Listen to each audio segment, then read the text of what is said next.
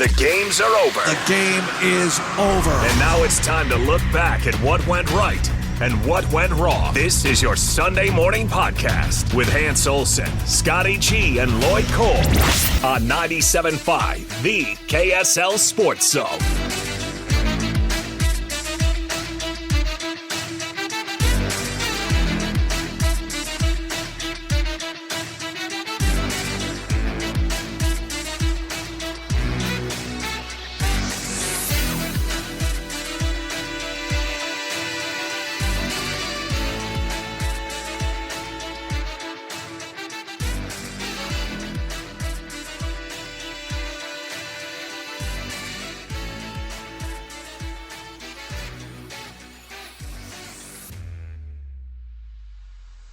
All right, here we go. Sunday morning podcast right here on 97.5, the KSL Sports Zone. Scott Garrard, Hans Olsen, Lloyd Cole. Let's get it, folks. Yeah. It is the end of the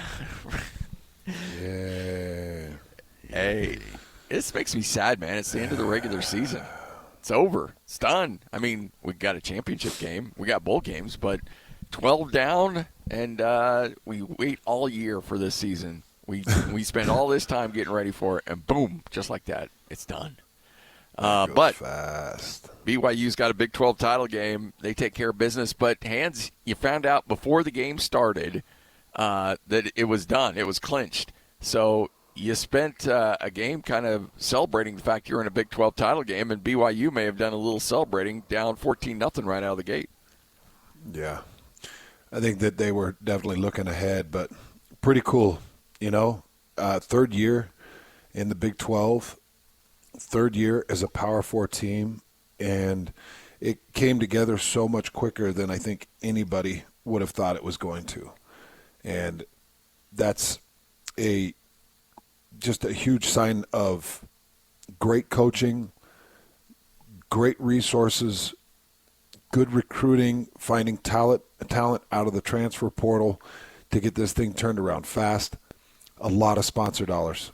You know, in the pregame, I said the real MVP, it's the people that open up their wallets, honestly, because today's game has to be bought.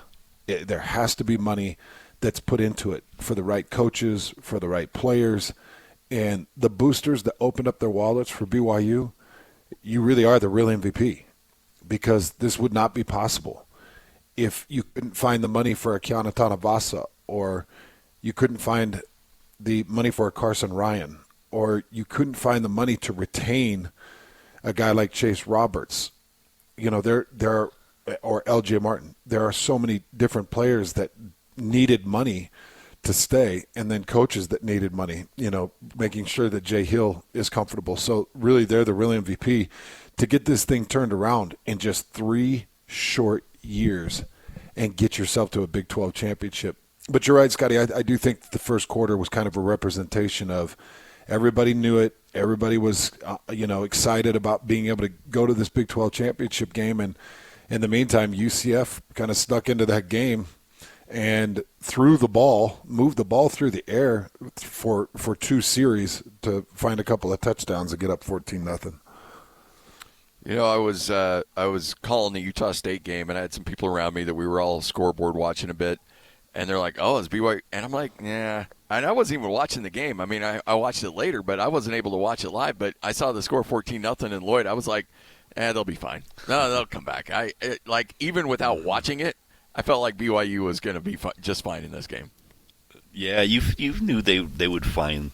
You know, Aaron Roderick would get figured out on offense, and Jay Hill would figure out UCF's offense as well. Like they would get, you knew they would get it dialed in. Sure, they came out slow, and yeah, they're in the Big 12 championship, and sure they're looking ahead, and then all of a sudden the switch flipped, and BYU got it rolling, and you had a couple huge plays. You know, Parker Kingston was amazing, and just like that, all of a sudden it became a 41-21 ball game.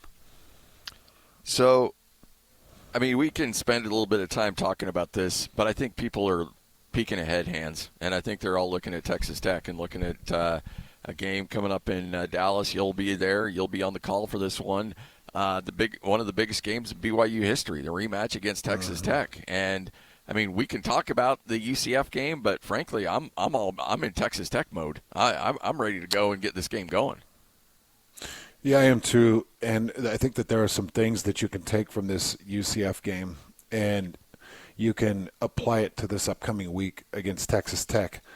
A couple of things that they did, they ran a lot of 5-man offensive line versus 4-man defensive line. And they let the 5-on-4 do the work. And the result of that was seeing, Carson Ryan get into multiple routes, 5 receptions, 85 yards. LJ Martin get into multiple routes, 5 reception, 35 yards. Noah Moyaki, another tight end that was involved in a lot of the blocking, he got out for a nice deep reception right on the sideline. Beautiful throw. It was kind of a scramble situation, and Noah Moyaki worked towards the sideline, and Bear Bachmeier found him just down the sideline. It was really nice. But this has to happen against Texas Tech. And I think that you got to roll the dice, and I think you got to risk a little bit, because you can't just go it's full Bear Bachmeier protection. You can't. You're going to have to open it up, and Bear is just going to have to get the ball out fast. I think that there's going to have to be a lot of pre-snap reads, a lot of pre-snap decisions. I think that you're going to have good communication between Bear and his slot receiver, Bear and his tight end in whatever dig route he's going to run, and make sure that the ball gets out quick. And I know I sound like a broken record from the last time we were getting ready for a BYU-Texas Tech matchup, and that all goes back to what Arizona State did. That's how Arizona State beat them. That's how Arizona State put up 26 points. They hit pop passes. They used a bit of quarterback run, and I know Dallin Levitt's numbers don't show a ton of yardage.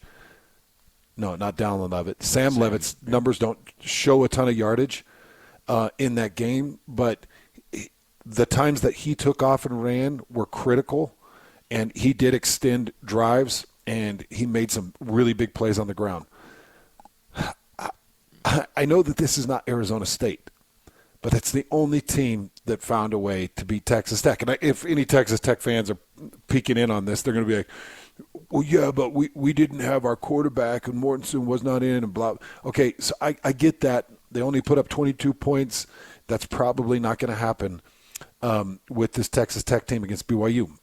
BYU's defense is going to have to hold them to 27 or under, Scotty. 27 or under. BYU's offense has to find a way to put up 28 points. That's the mark. Now, I truly believe that BYU's defense is fully capable of holding them to 27 points. Now, they held them to 29 points the first go-around, and that was because you give them 3 extra possessions on turnovers, including a muffed punt. You give them all these extra possessions. Just play base, man. Get your pre-snap reads. Let Bear Bachmeier throw it. Let your offensive line be superheroes, and cut the knees out of David Bailey and cut the knees out of Romello Height, and use good pass pro and good sets. Get your hands active. Press them deep.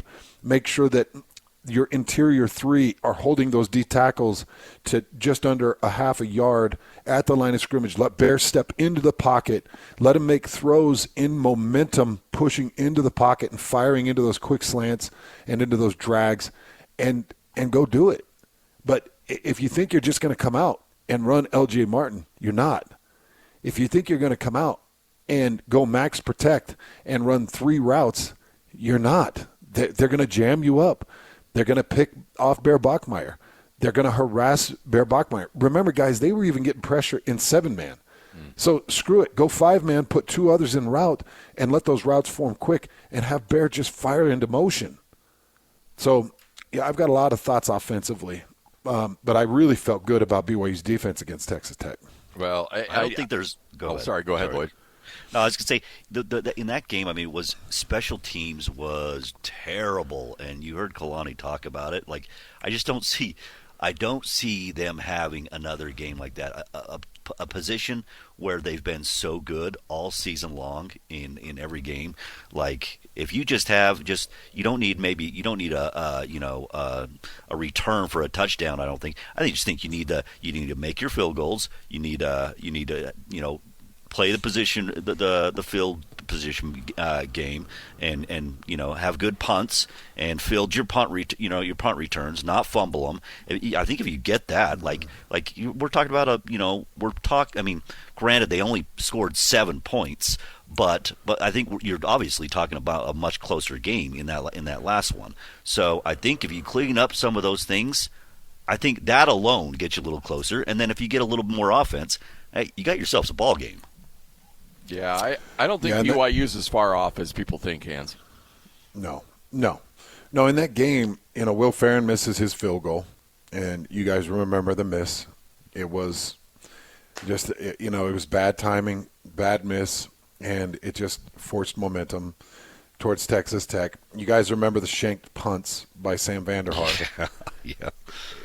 Oh, and the wind was howling, but that first punt, I just remember everything was going bad for special teams, and then the punt goes straight out of bounds. I remember Kalani Sitake talked about it for a couple of weeks.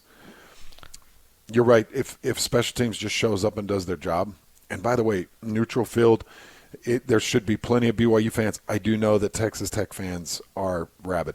I know that they're buying up tickets, and I know that they're not a far drive, and everybody can just drive over to Jerry World. And here the state of Utah is trying to buy their flights. Guys, the last I looked, and I was lucky enough to get a flight a bit ago, but the last I looked, you're $1,900 a flight to get into Dallas right now on a round trip, and hotels are skyrocketing in that Dallas-Arlington area. It's just crazy, man. Everybody gets taken advantage of in these moments, but I know that BYU fans are headed out there. My guess is, I don't know, what do you guys think, but I'm thinking 30-70 BYU to Texas Tech, maybe 35-65 BYU Texas Tech. I'm hoping for more, but what do you think? Should be. I think it's closer 40-60. I think BYU fans, there's just so many already built-in fans there in the DFW and in Texas and in drivable range as well.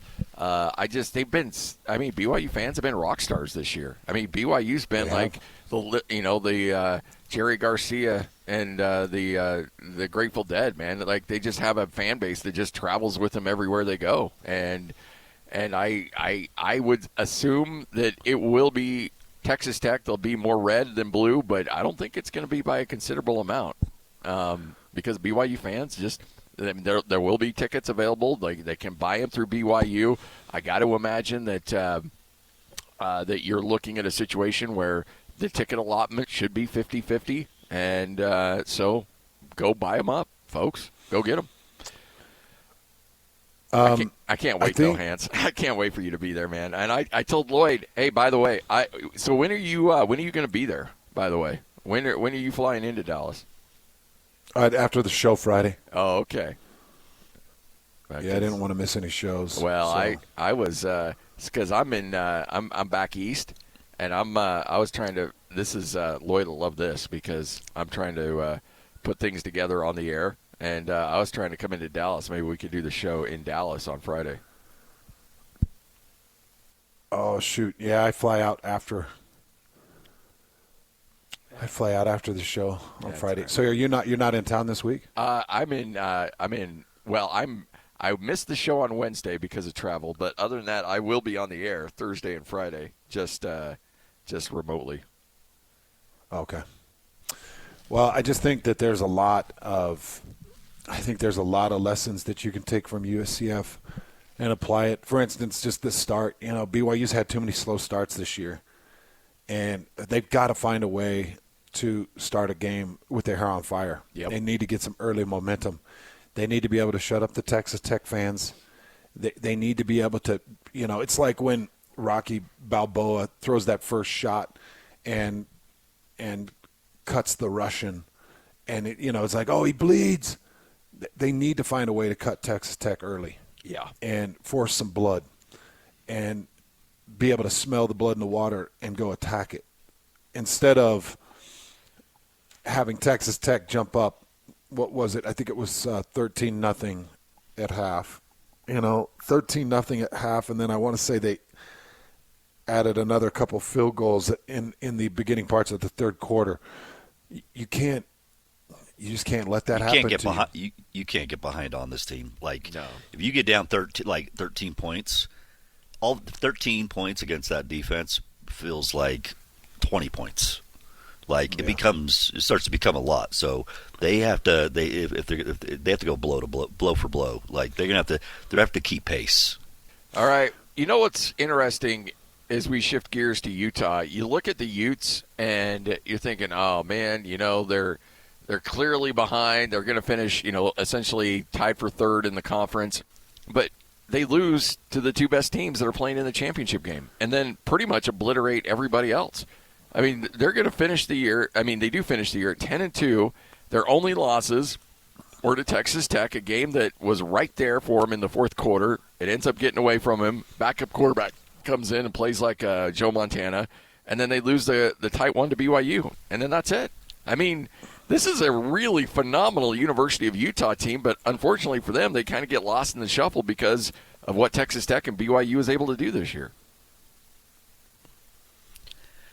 Yeah, that was. To go from 5-7 last year to improve to 10-2, I think was an amazing job by Kyle Whittingham and his staff and this team. That was a great season. I tweeted it out yesterday. That was a great season by this team. It really was. I mean, yes, they had the losses to the two best teams in the Big 12.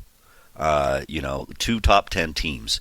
And to have that, they needed a lot of chaos, and obviously I don't think hardly any of it went their way, and that you just don't want to have yourself in that position. But there is nothing to be ashamed of. That was a great season. I will say, if you're looking at this game though, the defense definitely had some.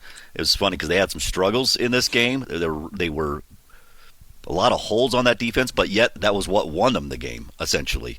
You had 3 interceptions inside the red zone against Kansas, and Jalen Daniels, they were able to pick him inside the red zone, and it was really the defense that got it done for Utah. But they gave up 290 yards on the ground again. So now they look to the to bowl season, but that was. They got the job done, 31-21 against Kansas, and what do you say, 10-2? That's a great season for Utah. How concerned are you about the running defense going into the bowl game, Hans?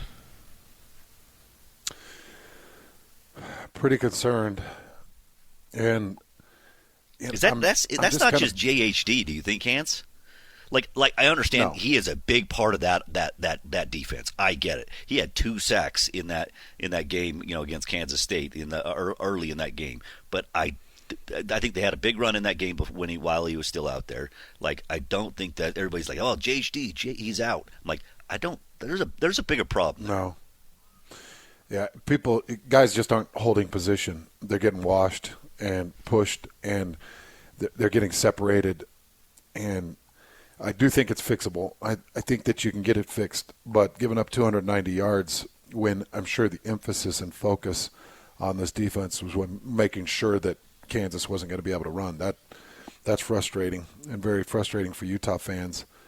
And I think that this has been a great season. I just know how Utah fans feel about it. At least I think I know how they feel about it, which is great, bowl game and lost to the rival BYU and lost to Texas Tech. And I think that they're going to have a hard time enjoying the season when this was a spectacular season. 10-2 is fantastic in this conference.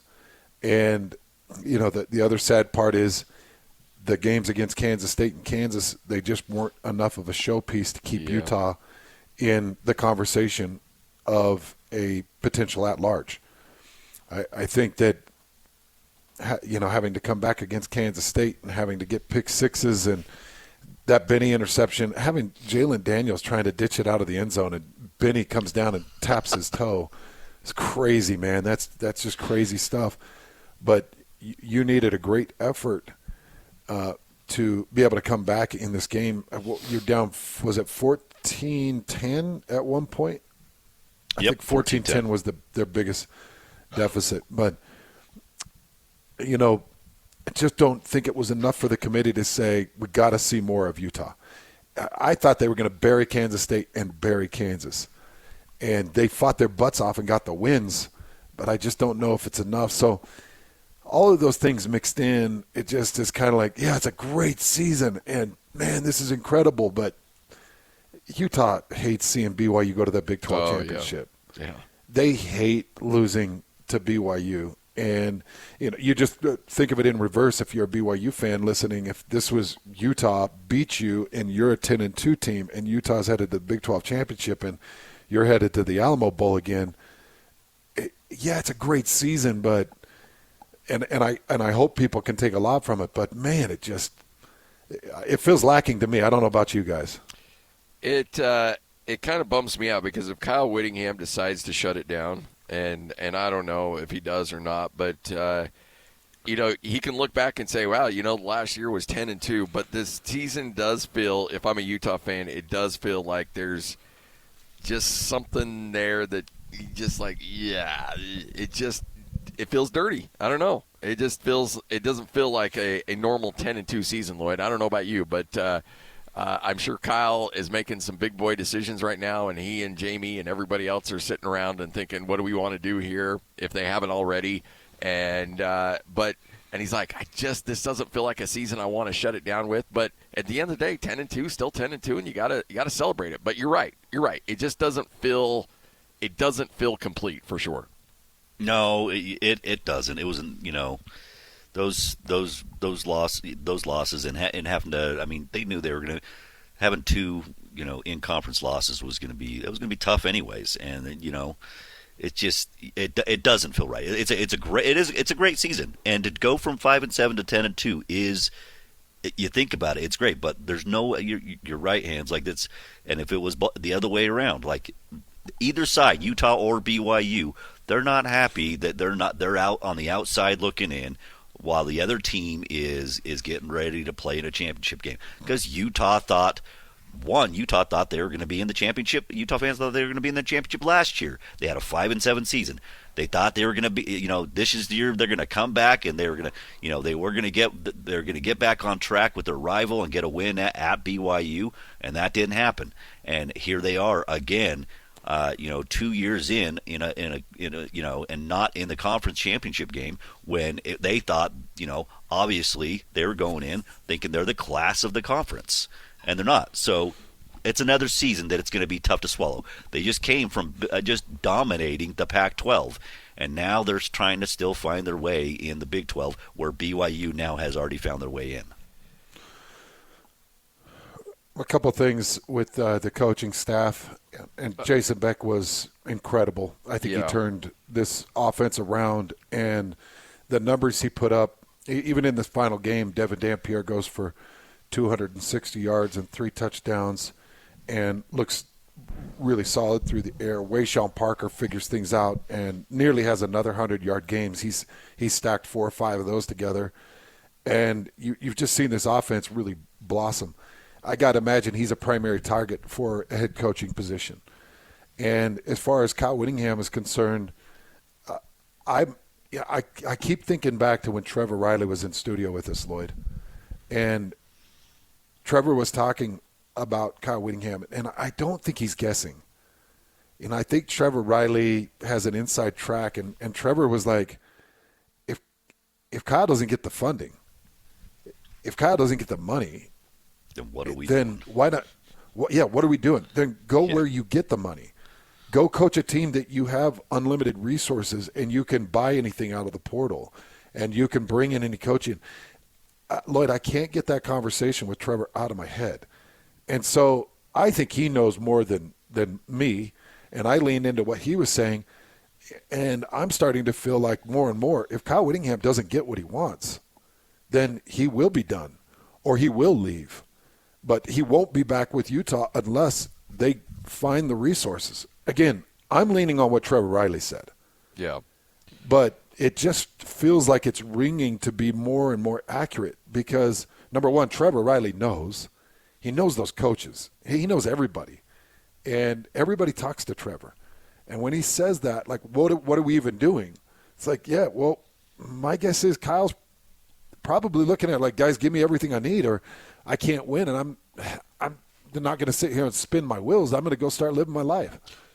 Well, and to go back to Jason Beck, I'm in a text chain with all the play-by-play guys across the Mountain West and a lot of other Mountain West people, and the thought is right now, and this is just rumbling, so take it with a grain of salt, but this is from a couple people in New Mexico. They believe that Jason Eck is going to take either the UCLA or get either the UCLA or the Cal job.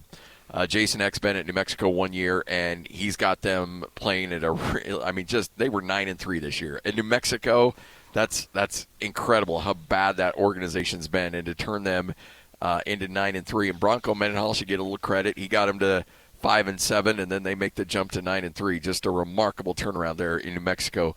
So it looks like Jason Eck is probably going to be out either to UCLA or Cal. And so New Mexico will be looking for a new head coach, and Jason Beck was just here a year ago. There's a lot of people in Albuquerque that feel if Eck leaves that Jason Beck will be the primary target for the head coaching job at New Mexico. Now, that makes sense. This is just the media and some people there. This is not any connection to any boosters or anybody in the administration in New Mexico. That's just what the word on the street there is in Albuquerque, that if Jason Eck, when he leaves, that Jason Beck will be the primary target there. And I don't know if Jason Beck would be interested in that or if he'd hold out for something else, but, to your point, Hans, he will be in demand, whether as an OC at another program or a head coaching job. Jason Beck, people have noticed the job he's done this year. Yeah, he's been good. Man, can you imagine being in New Mexico? You get Bronco, things look better, he leaves. You get Eck, things look way better, he leaves. And, you're thinking, well, if we go get Jason Beck, things are going to look good and he's going to leave. But I think Jason Beck is a head coach.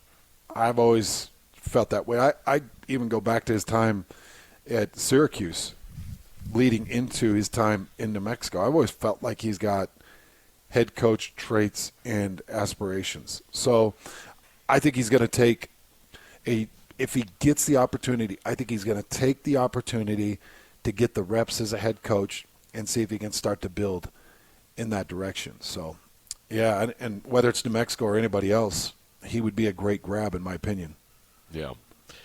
That'd be a big loss for Utah. You finally get the offense going and get it into a place where you've been dying, you've been trying to get to, and to lose that, that'd be tough for the Utes. And that goes back to resources too. You got to. We talk about resources in terms of player and transfer portal, and obviously that's number one. You got to have the talent, and you got to have the resources to go get the best talent. But number two, you got to tell a coach like, okay, yeah, you can go become a head coach at the Mountain West, but you're going to take a $500,000-$600,000 pay cut to do that. Are you ready to do that? Is your wife really ready to do that, or do you want to stay here and still make $2.2 or $2.3 million? I don't know what they could offer, but OCs are making a ton of money now at the Power 5 level. So, you know what? You got to make it really difficult and make it a conversation, if you will. Like, do we really want to go backwards financially to get a head coaching job, and just make them think about it?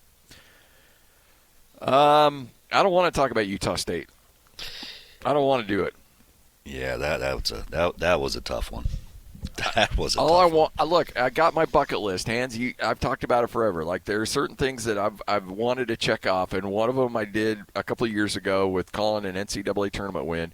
But also on that bucket list was calling a football win over Boise State. And for about 56 minutes, I kind of felt like it was heading that direction. And then, Utah State just couldn't get it done, and Boise State does what Boise State usually does, and that's find a way to win. They're a team that's got a culture that knows how to win close games, and and have things go their way because they've got that culture and that tradition of not panicking and just grinding out wins, and they did it in Logan. And unfortunately, Utah State's still going bowling, 6-6, great turnaround from last year. But, boy, this team is ever so close to being an 8-win team. So take us into the field goal decision and what goes into that for Bronco. You have an opportunity to go up 8, and you decide to go for the first on a fourth. What goes into that decision? Why did he end up with the decision to kick or to go for it instead of kicking the 3 points? So you got 4th and inches. I think there's two things. Bronco won't allude to the first one, and he won't say this, and he didn't tell me this off the air either, but I've got to think it goes into your thought process. You've got a field goal kicker who just 2 games ago missed essentially 3 game winners, and 2 of them in walk-off fashion. And this is the 4th quarter. It's Boise State. You're trying to extend the lead to 8. The field goal would have been in the range of about 41, 42 yards, and it's 4th and inches. It's right there. And, you've got Bryson Barnes, who's been tremendous running the football. He won the game against Fresno State. And he said he did go the Kyle Whittingham analytic card and did say, analytics said go for it. We felt like we could get less than a yard. We felt like it was there and available for us. And so they ran the dice. I don't hate going for it. I know a lot of people are upset about it. I don't hate going for it. I don't like the empty backfield quarterback draw because everybody knows what's coming. And they had already missed a 4th and 2 running the same play before in the 3rd quarter when they went for it. And when they didn't go empty on that one, but you knew what was coming. I'd at least do a read option. Frankly, I would go under center and just do a quarterback sneak. If you're going to run Bryson Barnes, put him under center and just let him lean forward. You only needed a half a yard. And I don't like the play call, but I do like going for it. I probably would have done the same as well, knowing that I've got a field goal kicker that I'm not sure if I can completely trust in that kind of a situation. And so if I'm going to come away with no points, I would rather do it running an offensive play than missing a field goal. And but they do roll the dice. They do go for it, and he gets stopped on the quarterback draw, and Boise State has the momentum. We talk about the 4th down stops and the momentums that can come from a 4th down stop, and that's exactly what the Broncos had. And they're ultimately able to go down, get the touchdown, take the lead. And Utah State, there's going to be a lot of storylines coming from this Utah State team. Bryson Barnes is tremendous. He'll be up for Mountain West Conference Offensive Player of the Year. I think it'll probably go to the kid from UNLV just because of the season that they Rebels were able to have this year based on wins and losses.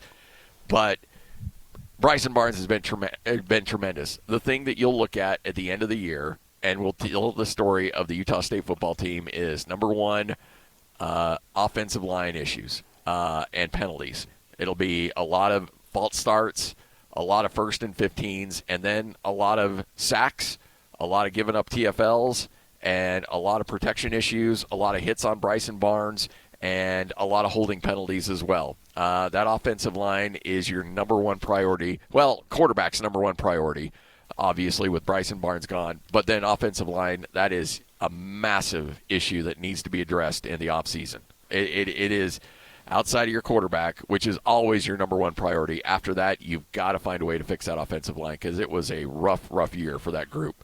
Hans, you've seen the film. You've seen what it's looked like.